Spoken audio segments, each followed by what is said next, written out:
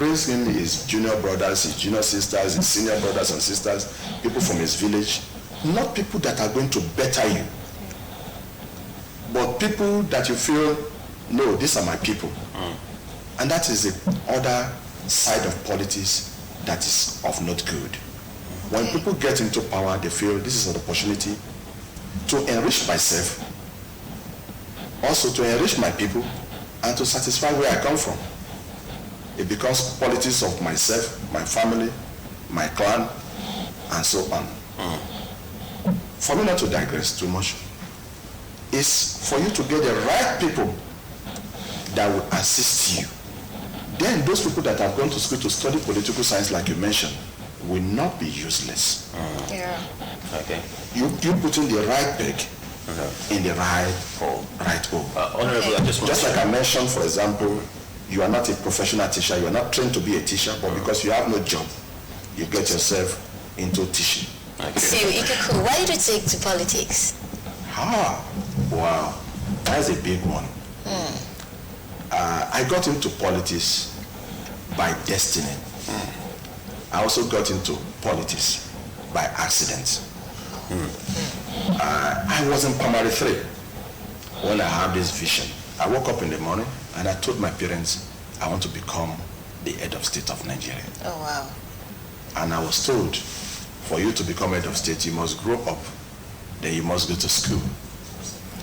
I was born into a military family. My dad was a military man, and I was brought up in the barrack, and I attended military schools. So I feel after my primary and secondary, I'll go to NDA. And when I come out from NDA, I know I'm going to come out with second lieutenant. And I believe after 2 years, when my promotion will come, I'll become a full lieutenant. My plan was to struck a coup over government, but that was what was reigning then. And my dad, being a military man, knows the implication of that. He made every effort to make sure I did not become a military person. And one of my regrets, yes, and one of my pain today, is me not being in the military. My colleague in government in those days, anytime we were having any ceremony, either Armed Forces Remembrance Day or October 1st celebration, where we all file up at the cenotaph or anywhere, and when parade is going on, and the bands of the military begin to sound, and the trumpets, you see me with tears, because I believe I belong there. And sometimes people that are close to me will calm me down, that take it easy. I'm very, very emotional when it comes to that. So you can see that this is a child that has a destiny to lead his people. Yeah. I indeed tried to get myself into military, but I was pulled back. That is a very long story. Okay. Maybe not for today. Then getting into politics is like what I could not do going into military. Because in 1999, when soldiers went back to barrack and hand over to the civilians, I put my hand on my head and said, wow, I've missed it. So military cannot become head of state, governors, administrators, and so on again. So in 2005, I love beautiful things. Not only you that is beautiful. Oh my God. You know, even when things are not bad in the house, when new things comes up, I like to change. Okay. After all, the God we serve is a dynamic God. Sure. So I called on my electrician and I said, let us go and get some new fans that I'm seeing in town and replace these old ones. Even though my wife was telling me that, these fans are still working, they are still good. On our way, at Okere Market side, going to estate in Warri, I saw different posters. It was electioneering period. And I saw different posters. Some are looking so shabby. Some are looking so lame. They are not looking like, they are not carrying the charisma. They are not carrying the physics of who a leader is supposed to be. So some are very funny pictures I saw. And I said, so this one too wants to become a governor. So, and I said to myself, I said to my electrician, his name is Monday, because I was driving, he was sitting by my side. I said, if I become a governor, is there anything wrong in it? He said, Oga, you've been a very good person, the way you help people. That will even give you opportunity to be able to assist more people. That word breaking, an avenue, that's what politics is, an avenue to serve the people, to do more for the people. That was one of the driving force that drove me into politics. Immediately we get home that afternoon, I call on the person that later became my first political PA. He's a printer. Mike Osioni is his name, from Isoko. I said, how much will it cost to print a poster?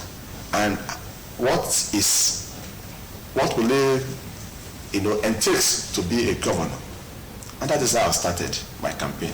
I had no political party that time. So we started like a joke. It started like a joke, and we printed a poster, and I was scared to put it in the poster that Taju for governor. So and I said, government house, Asaba, here I come. So because I'm scared, because I don't know, maybe it's going to be legal for me or illegal. So that is how we printed the first 1,000 posters that now causes a lot of commotion, good commotion anyway, in the state. It was not enough. So what is a big city? We put in about 200. What year was that? That was 2007 election. All right. So we put about 200 in Warri. Asaba was not as big as Warri then. We put 100. And 100 in Sapele, 100 in Agbo, 100 in Ogele, like that. And it's like the grace of God goes with that posters. And people became interested. So instead of me to tell people, no, I'm not serious. I'm joking. It was on Saturday the poster went out. So on Sunday morning we went to church. So as I get to church, people have seen the poster. They woke up to see posters everywhere. And he just said, Your Excellency, Your Excellency. He started calling me Your Excellency. And it looks fine. It sounds fine, man. So instead of me to tell them, no, I'm joking. I was unable. I never knew what hold my mouth, what bridle my tongue, not to talk that, no, I'm joking. And my wife was good at rest, Your Excellency. So visitors began to come to the house, and we were entertaining them. Fabulous entertainment, Things were happening, but I was catching my phone. I was a young boy growing up, catching my phone. So different people were coming. And people started coming even from Abuja. People started coming from Lagos. Then different groups, the way politics is now. Yeah. Different ethnic groups, different, the youth, the women, and it became serious. So it got to a stage that when I said, this politics is becoming serious. Okay. I said that from my sitting room. And then I said, no, you cannot continue to host this crowd in your house again. We need to get a place, So I got a place. I paid for the venue. We meet every Tuesday and Thursday at Ango Park in Warri there. And from there we moved to Pangrove Hotel. The Ango Park became small for us. We moved to Pangrove Hotel, which is one of the biggest hotels then in Warri. We paid for the venue there, and we were doing things, we were holding meetings, but no parties. Then later again they told me, you need a secretariat. I went to pay for a secretariat, a place at the stadium there in Warri, and later we need a political party. And that was why I started traveling to Abuja, looking for political party that have my kind of, political parties are made up of people of like minds. And the aim and objective of political party is to capture power. So I began to look for parties of like minds, and that is what moved me into the first political party of PPA. By nature, I'm a progressive person. Okay. And which sometimes you can think maybe is opposing. Being a progressive or being an opposition by nature, you bring out the best in whosoever is in government. You put them on their toes. When you see somebody criticizing you, not all criticism is to condemn you, but criticism sometimes is to bring out the best in you.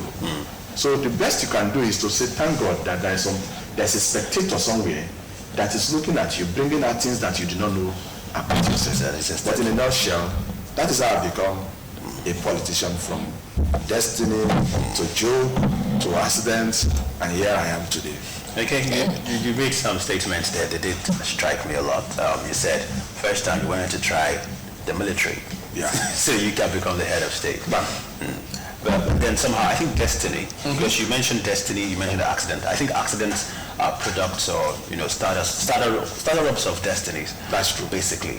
But somehow you were moved into the civilian era and you entered into politics somehow. Yeah. Now I just want to know, to you, why is the democratic process better off than the military process, which you would have been into? Yeah. I mean, by now you'd have not been talking politics, you'd have been maybe around Sambisa or something.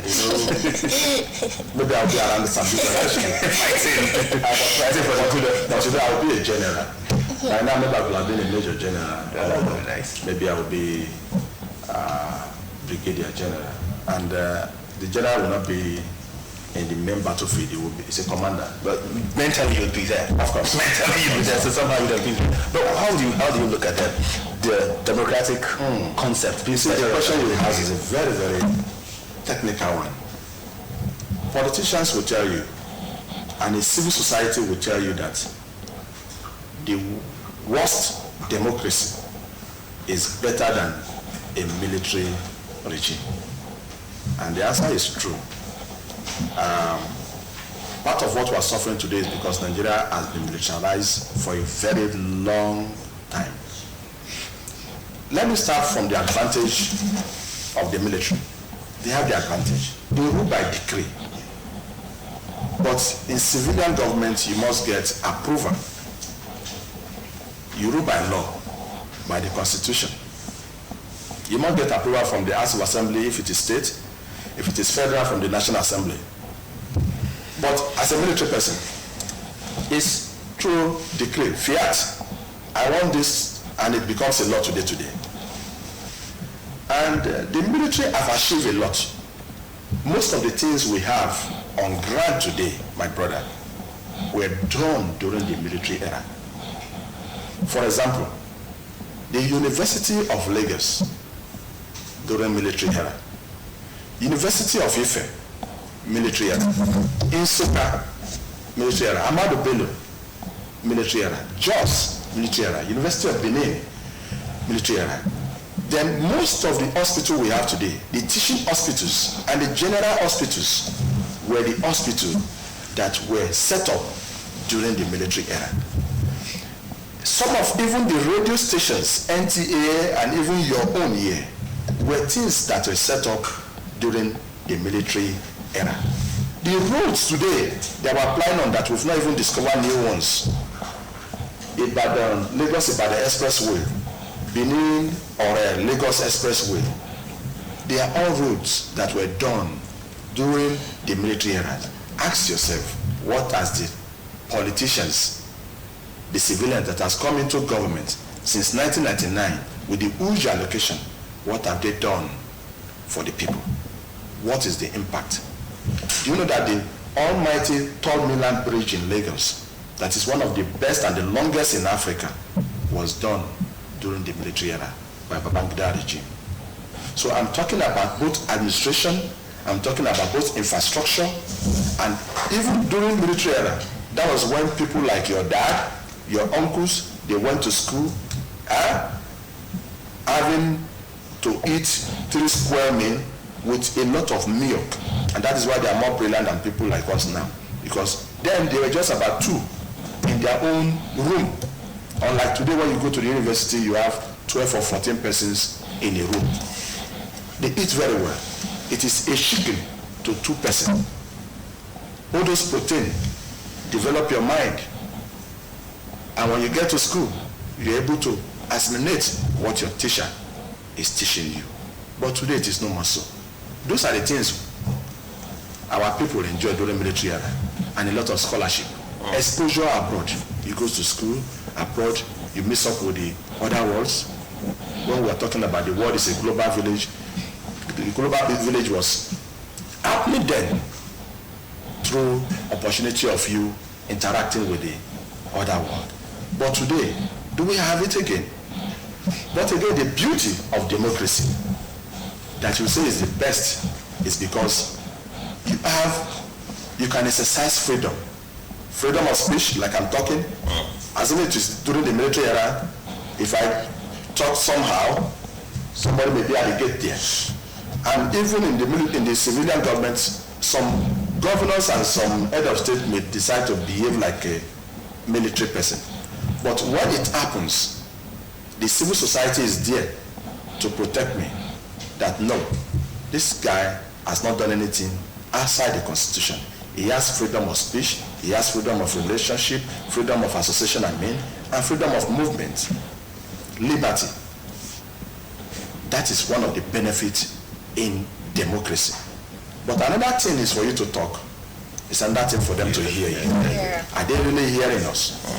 Are they really hearing us? Because sometimes, for example, now Delta State is how many years now? Delta State over since 1991, over 25, 27 years old, and we are not still where we're supposed to be. Are we going to talk about that is the benefit of democracy? I don't want to go too much. I'm entering this environment this morning. Am I happy? Only the gate of your DBS is something else. But government is supposed to take care of that. And they will definitely. And this is supposed to be a place that it's going to be like a tourist center. Where even you, the staff, will be able to bring your wife and your husband, your children and so on, and they'll be proud of the environment and so on. In this 21st century? No. Now, will you say I'm getting the dividends of democracy? No. But then you said something which was strong. But maybe by now, after talking, you might have stepped out and somebody will be with a very, very strong whip. And be like, lie down there. Mercilessly for even speaking out the truth. Yeah. So, and that is still the mentality that is still in us. I think though, you could go. Everywhere I travel to all over the world, I've never used my eye to see the military on the street. You know what I think? If you check out South Africa, I want to give you a very good instance about these prices that we pay. If you check out South Africa, during the apartheid period where the whites were running things there, things were running somewhat smoothly. Like they had good roads, they had infrastructures, everything was going on. But they needed something beyond the smoothness. They needed their freedom, they needed their liberty. And now when the whites left and they're having, maybe things are not exactly as smooth as it used to be, they are comfortable somewhat because they have their freedom, they have their liberty, and they as the people can accept what they want. Don't you think the price of freedom is above the price of, having an administration? Before I answer that, you say when the white has left. The white has not really left South Africa. They're still there though. But before you continue, Kuku, though, I would have to step out of the studio because this iron to iron thing is not working really well. So let's get... Are you bringing on that, babe? Yes, I'm bringing you back on set. That's okay. I think just before that, you'd have a question from Unique Wonder here because I know you love talking to her, but Ju is coming back on set just right now. So do stay with us. A little break. We'll be right back with Ju Wilson, Unique, and of course the Honorable Taju Isichei. You know him as a Kuku. Do stay with us. Thank you very much. I think you'll be a Kuku Junior.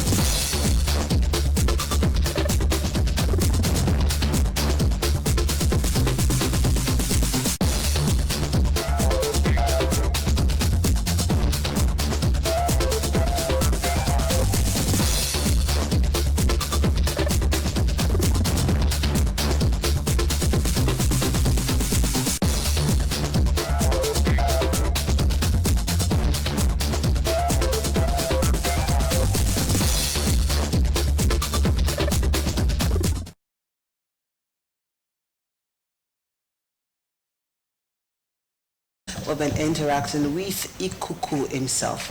That is here this morning so early, devoid of his sleep. Well, that shows were very important, and I'm actually very excited.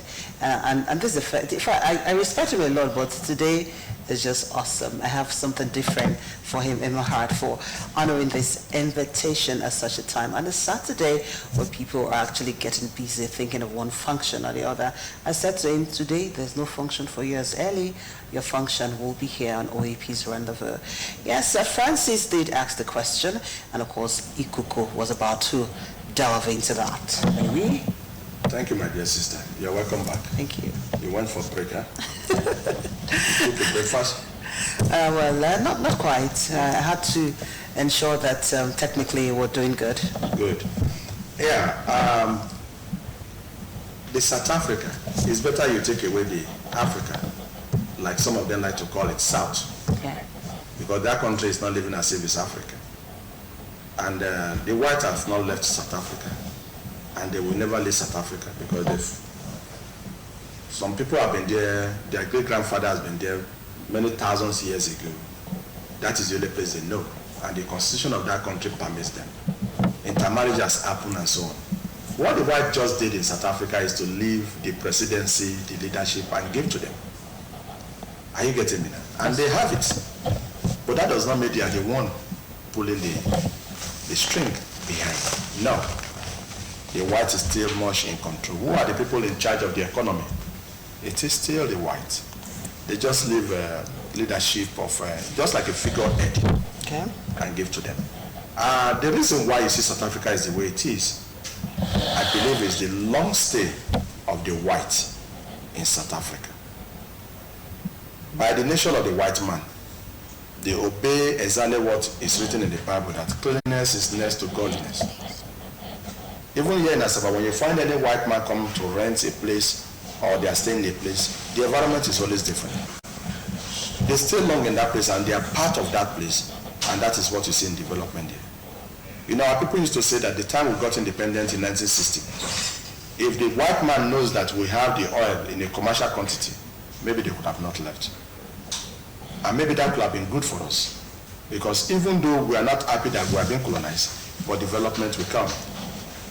The few ones we get when the white man was still colonizing us, they brought education, they brought the infrastructures, some of the infrastructures you see in Lagos.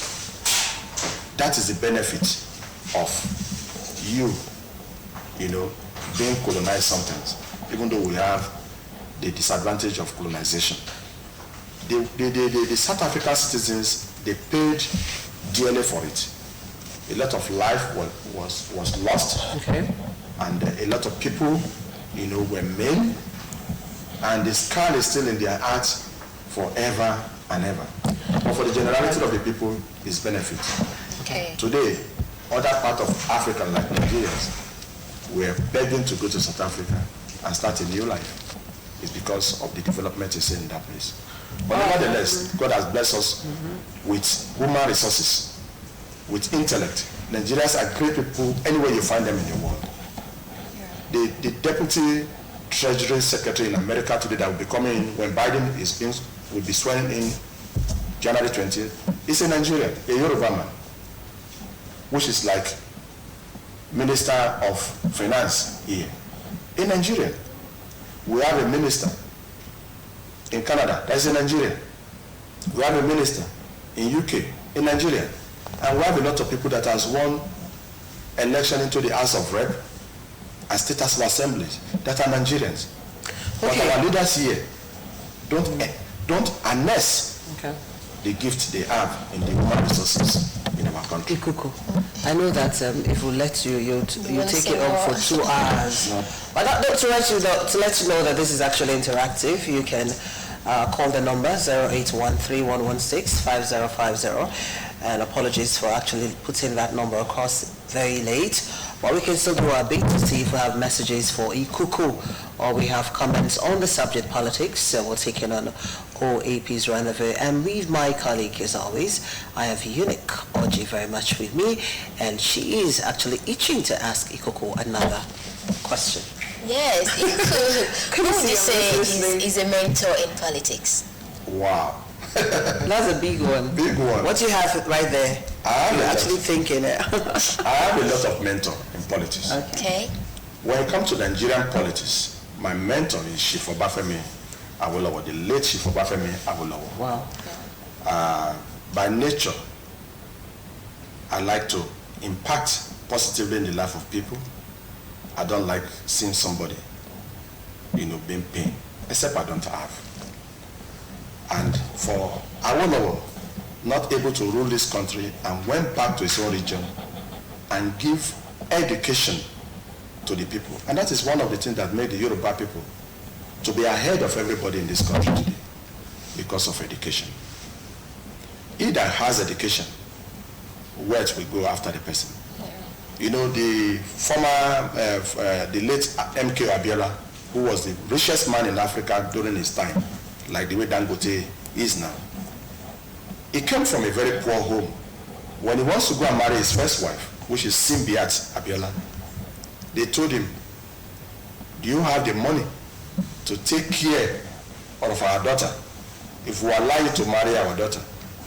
And he told them, he said, I may not have the money now, but I'm educated and I'm intelligent. And I believe my intelligence can take me anywhere. And that is how he was allowed. He ate his first egg in his life in the house of his in-law when he paid them visit. That's to tell you how poor he was and the family he came from. But the same Abiola that went to a rich home to get married, that he ate his first egg there, became the richest man in Africa and one of the richest men in the world. That is what education and intellectual can do to a woman being. That is what Awolowo has done to his people. Amongst many other things, I have chosen Awolowo to be my mentor in Africa. Wow, but when it comes to US, my second home, Bill Clinton is my mentor. G.F. Kennedy is my mentor. Okay. Abraham Lincoln is my mentor. And the famous Bill Clinton is my mentor. And recently, Barack Obama is my mentor. But above them all, Martin Luther King Jr. is my mentor. Anytime I find myself in US, even though it is 3 times in a month, you will see me going to Martin Luther King Memorial Ground in Washington. Still reading from those words. Right. Those words that were written on the walls of his memorial place. Yeah. So these are my mentor. Then when it comes to music, people that have influenced me, not that I'm a musician, but because of their radical way of things. Fela Anikulapo Kuti is my mentor. Bob Marley is my mentor. And so on and so forth. All right, thank you. Thank you. Thank you very much. I never imagined you talk about, your mentor as it relates to music. We're talking politics. Yeah. We're not talking music. No, the political angle of their music. Okay, it's political music. Because Fela is more about politics when he sings. Okay, I can understand that. Now, I was still talking. I want to ask you a very personal question. I bet others too would want to know. Have you ever regretted any political decision in your life? Wow. Oh my God. I have to be very, very sincere. Please be sincere. I have no regret finding myself into politics, even though I have not been able to achieve what I want. I have no regret. And I have no regret at all since I've been in politics, but I have pain.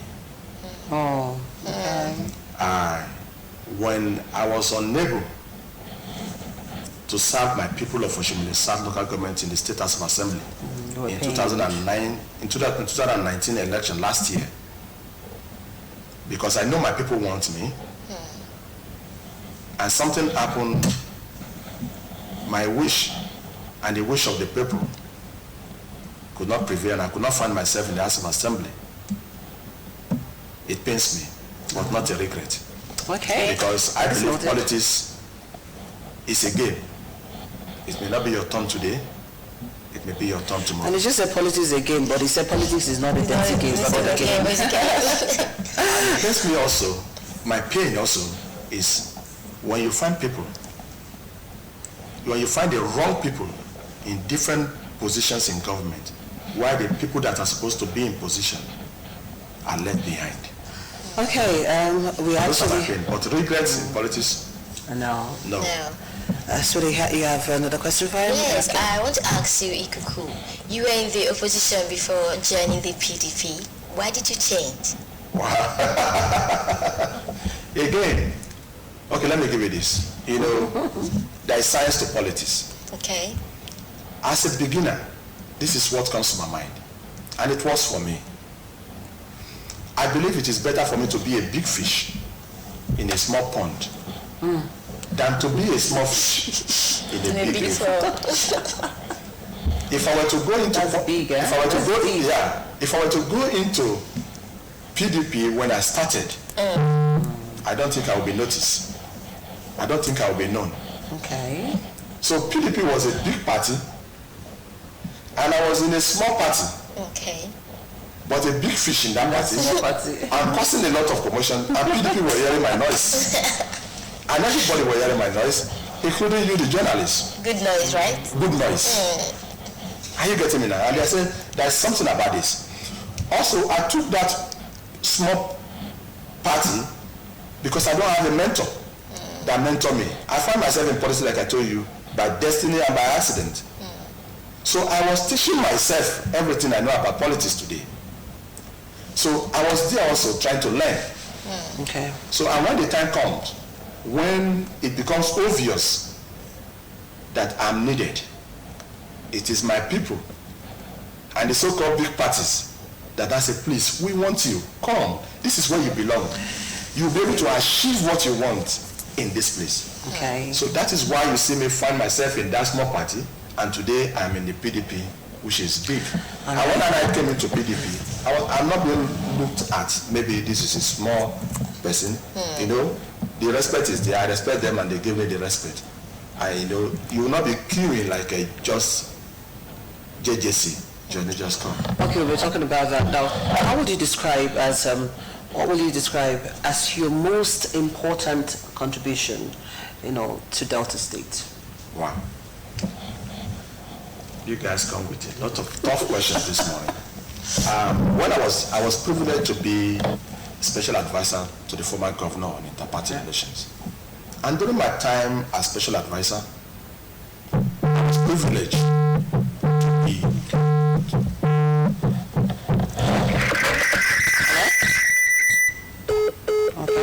So I was privileged to be State Executive Council member, which is the highest decision-making body.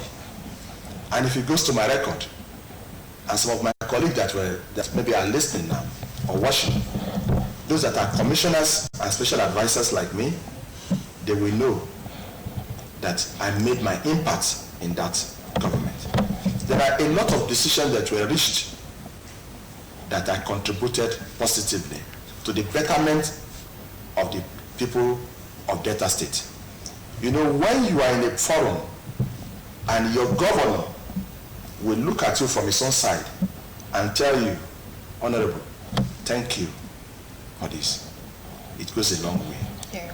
So one of my greatest achievements was to serve in the highest capacity in the state as a State Executive Council member, and not just to go and warm the chair or to fill in the numbers, but to impact strongly and be part of the decisions that were taken. And today, when I can lay my hand to some star projects in this state during the dual government, that I can say I'm proud to be part of that government. All right, thank you very much for sharing with us. But I know she has a question for you, but we're actually looking at the timing. I'll just let you take on this with just as if you're either moderate or if you're either conservative or progressive. Now the question is, how would you want to be identified in politics? Moderate, conservative, or progressive? Just one is an option. For now, in a very short, I'm a progressive because I'm still in my prime. Thank you very much. I'm still within 40-something years of age, and I believe the time has not come for me to mention to the people how I want to be recognized in politics. Even when I'm getting close to my grave, when you come for the interview, then I'll be able to tell you I want to be known. But for now, I'm a progressive by nation. All right, progressive you are. And of course, Unique, you have a thing to share? No, not really. Okay. I'm done with you, Kuku, for now. You're done with So for now, so maybe later. For now. I can do it.